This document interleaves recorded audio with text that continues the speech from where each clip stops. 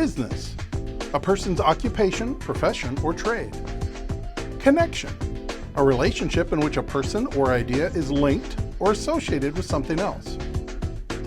Welcome to Business Connection. Each week, our program will offer inspiration to navigate the business world. Information you can use to succeed in any field.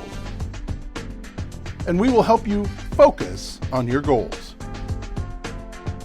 Join us now for Business Connection with your host, BC Clark. Hello, this is BC Clark, and this is the Business Connection. Today, my guest is the incomparable Tanya Ezul. Tanya, welcome to the show. Thank you. Thanks for having me. Yes, it's so great to have you here. Tell us a little bit about yourself. Why don't you introduce, tell us who you are, what you do, okay, and tell a little bit about your business. Again, my name is Tanya Ezul. I'm the owner and director of Embracing Heart Supportive Service. And we provide compassionate care here in Omaha. Mm-hmm. And so, for those who may not understand some of that, what are some of the services that's your daily routine?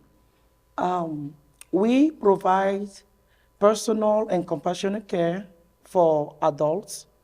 We also provide foster care services. We also provide agency supervised visitation and family support, okay. As well as day reporting for youth on probation and foster kids. Oh, okay. So I bet that's interesting. Now you have a background in that, though. So yes, right? Through all my professional life, I work in the field of social work and criminal justice. Oh, okay. Where I have a chance to, I work with vulnerable children and family every day, and helping them to navigate through the system. Through the system, yeah, and that's pretty. That system is something else, isn't it? It's a blessing job. So, when did you first decide or think that you wanted to open up a business? And talk a little bit about that journey, because some people, they'll start a business and they're in it, and all of a sudden they're like, "What am I doing? Where am I?" Yeah. Embracing Heart Supportive Service was founded in 2021. And we began services back in August 2022. And I always tell people I never dreamed to be a business owner.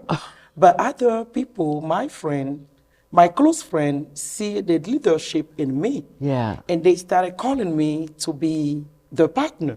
Okay. And I can tell I was able to be part of 2 or 3 partnership. But that, view on me make me who I am today. Yeah. Yeah, so it's just a blessing to see other people who believe you can become something.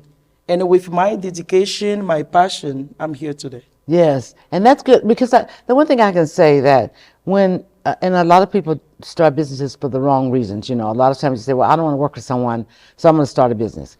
And sometimes that isn't the best way to start. But I always say that you have to have passion about whatever it is, because when you're on this journey, this journey is not always easy. It is. And there's always times that you'll want to quit. Yeah. So you have to have the passion, the commitment. And the drive to make it work in order to keep going. That's so true. And you learn along the way. Oh, yeah, I learned so much. It has not been an easy journey. No. But I was ready to step out of my comfort zone to learn. Yes. I invest much in learning and connection. Yes. And that makes me successful today. And that is what's really important, is a lot of times you have to get the information that you need in order to be successful. Sure. Because if you don't do your research and understand the industry that you're in, a lot of times you're just doing things and it may not be efficient. And you may have to, step back and say, wait a minute, where's everything going? Where's it coming? Where is it coming in and how is it going out, right? True. And so a lot of times with that is, it takes you to do a, I call it a reality check in business, and you start looking around and looking at each service or department that you have and deciding what things can be done more, a little more better, like more better, not more better, but innovative, more technology. And sometimes that's what you have to add in so that you can free up your time to go out and then network and bring in more business into Connection, to the business. network is Yes. everything. It's part of the Yeah. success. Yeah. And so do you do a lot of networking, or, how have you grown in these last 4 years? I have I was very blessed to have a lot of connection. One of them is Mrs. BC, and I like to go out weekly, at least once a week, to any community event that is happening out there. And I like to connect with people by leaving them my business card, also talk to them about what we do, what is in the work coming up, and we do provide a lot of services. Yeah, you do. And that's great because they're needed. There's such a demand for it. The other thing too is, and some people may not, I may know this, but in networking, there's an etiquette for it. And what is really important, because a lot of times people go into a networking event and they just start dropping their cards on the tables and everything. And people don't know who you are. I don't know. They don't know. And so I always give someone the opportunity to tell me all about themselves First. before I even give them my card. True. You That's know, the and best because way I to want to go. know about them. But people love it when you ask them questions about themselves or their business. But it also causes them to be more interested in what you do, because you haven't said anything yet about your business. So there's an interest there that they want to continue to talk with you. There is. And a lot of times they may not know how to do that. And so I'm pretty, I kind of lay back, and people will come up to introduce themselves, and I'll say, oh, I'm BC Clark. And the first thing I'll say before they ask me is that, what do you do? Tell me a little bit about your business. And the first thing they want to tell me is their position, not what they do. So I would say, so what do you do in that position, in that business? Yes. And then that's when they'll start talking about the different things that they offer, the different, services, whether it's products or whatever. And then, once we have a time to get to know a little bit of each other, and they'll say, well, do you have a card? I was like, yeah. And I would give a card. And then they would give me their card. A lot of times, if someone just comes and gives me a card and just walks away, I don't call. That's so true. That kind of goes in the box, Yes, you will kind of remember if you actually have a chance to talk to the person and get to know the person. Right. And then the business card. And then even if that thought come to your mind, you'll be like, okay, where is that business card go? Yeah. I need to call this person. Well, you know what I try to do? I write on the back of it. And even if it's writing on the back, I usually take that card, especially if someone that took their time to spend with me, and it may be just 2 minutes or 3 minutes, I will make sure I take information and say where it was I met them at. Because you can't remember every place you go. It's not when you network like I do. So I would always say it was at the Hispanic Chamber, or it was at the, Make a little note for make a yourself little to note for my, remember. yeah. And so when I put it into my box, I call it, but it's online file I have. Then I know where I met them at. And then if I want to call them to just kind of say, hey, would you like to have lunch or a coffee? Yes. I was like, you may not remember me, but I met you at. And then that This way event, they can kind of, and then that kind of gives them, oh yeah, well, we already met, so I want to go to lunch with this It's person. always good to continue the work, the first connection, and also try to get coffee and meet next time again. Yes. And talk more. Yeah, it's always Because you never know what things that you guys may be able to come Connect together on. with, Yeah. And I've done that a lot of times where I have, met people and they'll say, well, you know what, we kind of have some things similar that I do. So can we come together and maybe put on a workshop or whatever? And that's always good too, because then you get to meet other clients, they get to meet other clients, and it's a good mix of things that happen. True. So there's always alliances out there that you can get. And it don't have to be Never know. someone that do the same thing. It could be something that, they do one thing, and then if they could do what you do, matching that together, then you guys have a good thing going on. Yeah, you have collaborated. And to me, collaboration is everything. That is. I love to collaborate.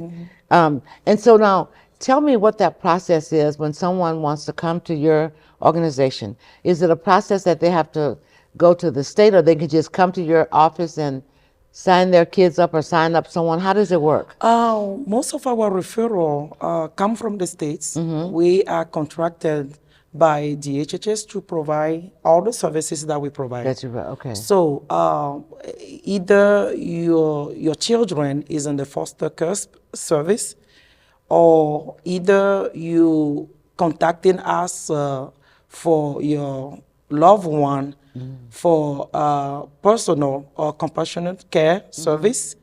Either is the AD or CD or DD waiver. They all go through the states. Oh, okay. Some of the parents will reach out though because they don't know the information. Information is the key. Yeah. So when they reach out, we always like to figure out who's the caseworker, the state worker behind, you know, The the person that's service coming. that is needed. And then we kind of guide them through the process. As long as they know who is the worker, it's an easy job for us to do. We So they have reconnect to- with the worker Yeah. and make sure we know what kind of waiver they have. Some of the services are provided through the waiver. Yeah. And some of them are through authorization and referral. So, but they all through, all our services are through states. Okay. So depending on what you're looking for, we guide them and make sure we have the right team member to call for a meeting.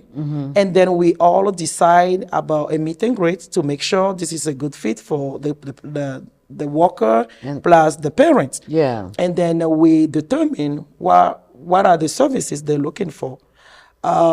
Plus, we also make sure how many hours they're looking for. And then we try to match up any staff that will be able to provide that service For them. And we determine the intake dates and the start date, and we go from there. So that's an assimilation process that It's a happens. simulation Yeah. process for each, For all each of one. the services that we provide. Yes. So it's not private, like people can't just privately.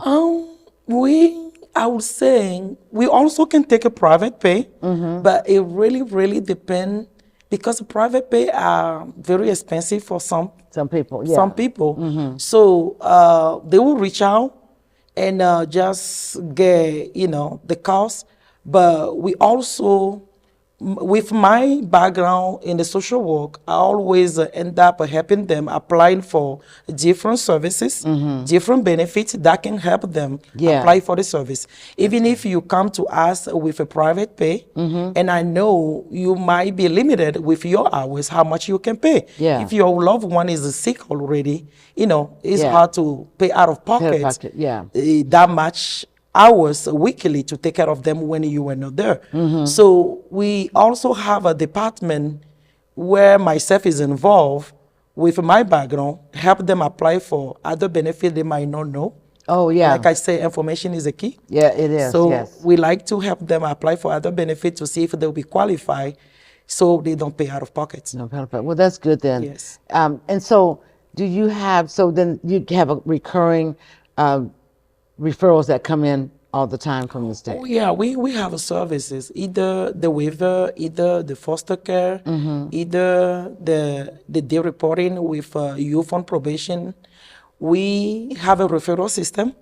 When we all, as a provider, we look at is first come, first serve. Sure. But, you know, we have a people employed to look at those referrals on a daily basis and pick which one we think we have a staffing for. Okay, I see. Yeah. So you have to have, because when you have that coming in, it has to be so many staff with however many people. Yes. Sort of yes. like it's sort of like the daycare, kind of like. It is kind of. Yeah. Okay. Yeah, that makes kind sense.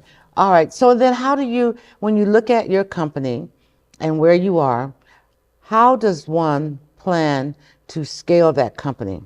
And I'll help you. But how does one, you know, what are your thoughts? What are, you know, like, so say like, you know, and I always say that people should think about what they're doing, all their internal processes, because when you are talking about scaling, you have to look at each process that you have and making sure that's running as efficient as it can be running, each of those areas, and then start looking at the money, okay, and making sure that that's continually doing this. Also looking at the people that you have in staff. So when you talk about scaling, it's not just about one area of your business, it's about the whole business overall. Do I have 8 people when we say 8 people, those are top-notch people that, have the understanding, that are initiators, that, we call them 8 people. Some people have C and B people. So, it's hard for them to really get to that point where it's time to scale because they have, staff that's not 10x ready. Yep. So a lot of times it's training staff, looking at your financials, it's all of that. And so when people talk about scaling, usually it always tickles me when they've been in business for a year and they say, I'm ready to scale. And they're not sure even what's coming in. That's true. That's true. So I think sometimes that people hear scaling and think that, oh, it's something I can just do whenever I want to. But it does take, information. It takes research. And coaching. Yes. Learning. Yes. I'm kind of in that process right now. After being in business for 3 years, and this year, my one main goal is to upscale my business. And by doing that, looking at the business overall, my goal is to be able to have the right people, the right team around me for me to be able to grow. As you all know, a small business, many people have to wear a couple hats at the same time. Absolutely. But I get to that point that I'm trying to see everyone's strength and kind of putting them where they belong to. And it's giving me room to actually hire who that I think I need to hire to grow the business. Yes, to grow the business. Whether is in the administration, whether is in the compliance, whether is in the financial, and also we need to do more advertisement and coaching and connection. Yes. So yeah, but there is a goal for us of the next 2 years. Yes.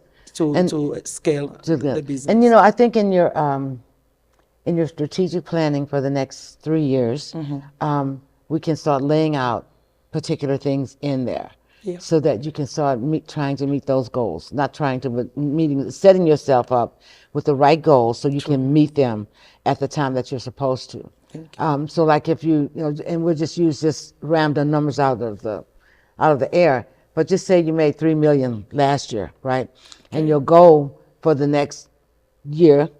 And I always say that, so if it's the next 3 years, you want to make 6. So we have to start with the next year, right? Yep. So the next year we need to make $1 million. Right. So that by the third year, we can be at that 6 million. The goal. Right. So we have to set those goals up. And there are things we need to do internally that will allow us to make that happen.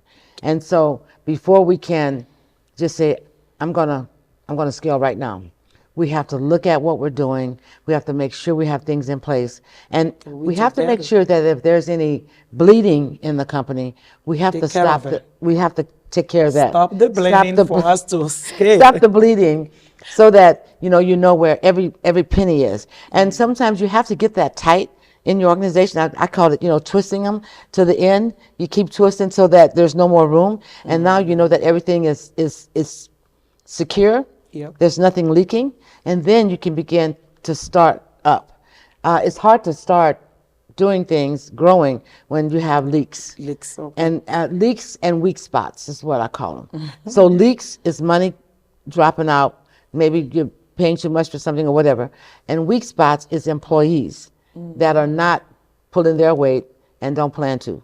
Right. Okay. That's so right.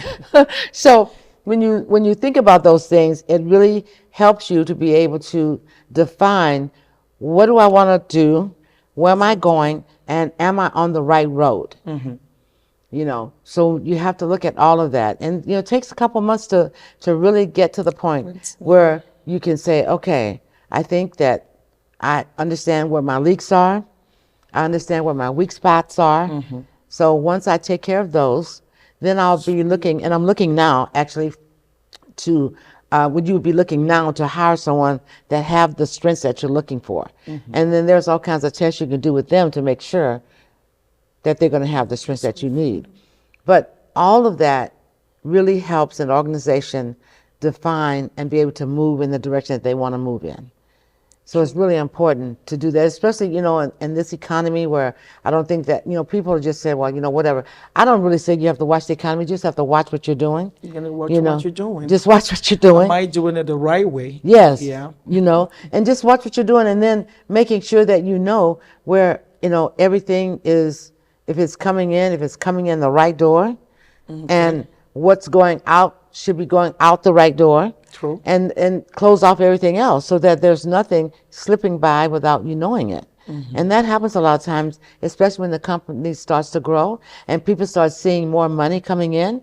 They tend to say, oh, I'm making so much money that, and they stop being twisted. Because you say, well, I'm in the millions now, so I don't have to worry. But that's when you have to really worry. That's when you Yeah. worry. Yeah. That way you will. And I think sometimes people don't think that they need to have someone come in and assess their business.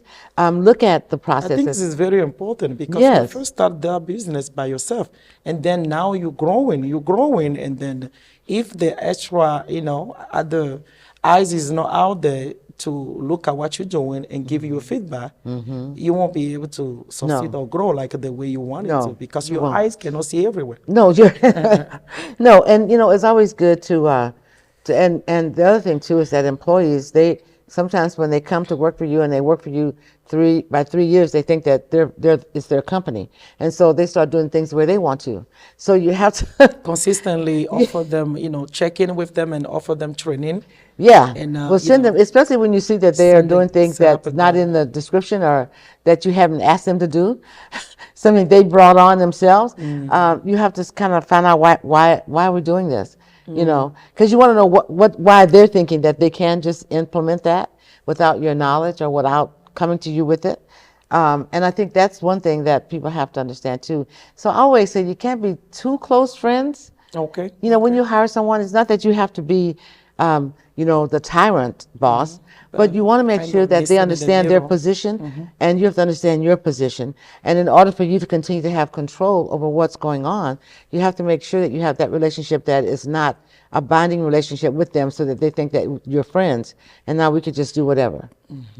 I've seen people do that. It's very important. It breaks a lot of business. Yeah, it When can the cause. time comes to tell the truth, you won't be able to because you become friend. Yes. Yeah, Yeah, it's and you very have to, yeah. And that's what I think sometimes happens. We're so happy to get people in to work with us, and they're doing a good job.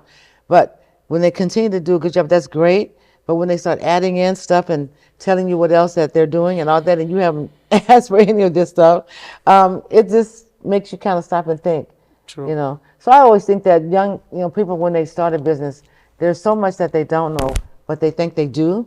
And so that's when they begin to, I think, start trusting their employees too much, because they can't do everything, Right. but they're not watching their employees They're do not theirs watching. either. Yeah. Every part of the business, each Right. department, each staff, especially at the main level, the manager needs all to be watched. Yeah. You watch especially them your and then they financial. watch people below them. Yes, and so I think that that's something that I think people probably don't think about, and probably by that 4-year point, when either your sales can start to like go slump, then you have to start looking at everything. But you can't let it continue to slump and not say, okay, what's happening? Why am I doing this? And a lot of times it is because maybe there's no advertisements happening, there's no communication out, because you've been growing so fast. Now all of a sudden you think that you're just still growing, and maybe it's not. So your sales start to slump.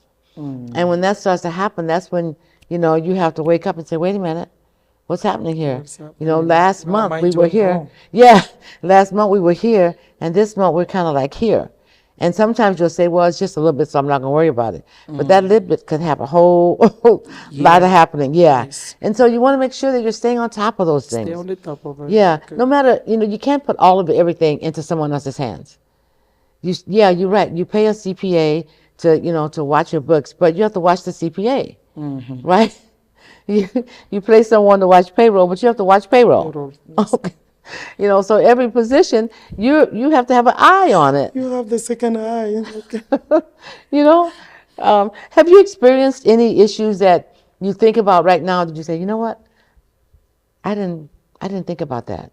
Yeah. Because we're trusting of people, we're so trusting, but that's what happens. They expect us to trust them, You think I can't do this job? Yep. Sometimes they may say that to you to put you on a defensive, but it's really them on the defensive, but they make it appear that it's you. So have you ever had that encounter where you had an employee that said, well, I'm doing what I'm supposed to be doing? Yeah, it doesn't. It always happen, especially as we growing, and our number of employees are also growing. Some of the manager, like when you ready to do weekly check-in with them, they get on the defensive mode. Is when it tell you that they actually doing something when they're not supposed to do. So you come back again, and then you bring the same topic as you discussed last week, and you want to make sure how they act out the second time is totally different. That being said, the person himself recognized that the first time I didn't answer this the right way. It also put them to go back and do what they're supposed to do before we meet next time.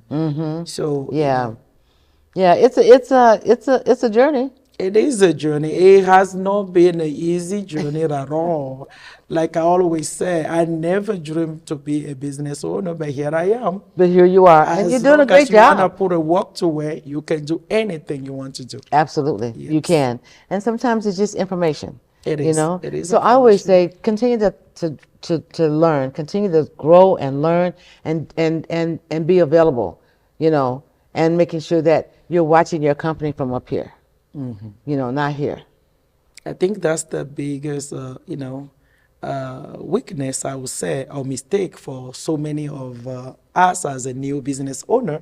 We growing so fast that it's sometimes hard to look at the top, like Yeah. now you say, and I know you've been coaching me this week that you have to look at your business from the top, You do. not just at the level of the manager. No. You have to look at every part of your business and make sure each leg is functioning the way it's That we're supposed to function. If you have one tip before we get off, what tip would it be?